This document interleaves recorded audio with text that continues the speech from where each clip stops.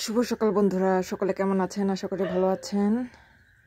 আমি গ্রামের বাড়িতে আসছি। গ্রামের বাড়িতে এসে আমার কাজ পড়েছে সরিষা তোলা।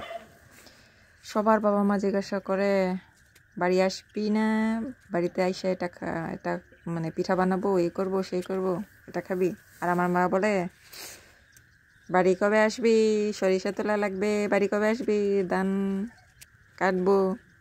সে যাই হোক, আমার মা একা বিধবা মানুষ, তাকে হেল্প করতে পেরে আমি নিজেও খুশি। প্রথম তো কাজ করতে নিলে সেই ভদ্রভাবে সুন্দরভাবে একটা করে তুলি যেন ময়লা না লাগে, কিন্তু তার কিছুক্ষণ পর দেখেন পায়ের কি অবস্থা, ধুলো, এবং বসার স্টাইলও চেঞ্জ হয়ে যায়। মাটিতে বসে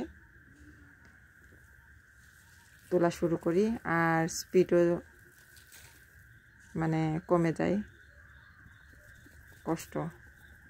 যদিও আমি এখানে টেনে দিয়েছি আমার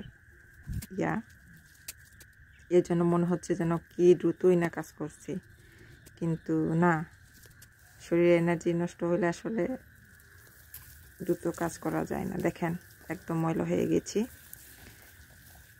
যতই পড়াশোনা জানুক মানুষ, ঘরের কাজ যদি করতে না জানি, মানে ঘরকে আগানো সম্ভব না। এতে মান সম্মান যায় না, বরং নিজের কাজে মা বাবাকে সাহায্য করা হয়। সকলকে ধন্যবাদ।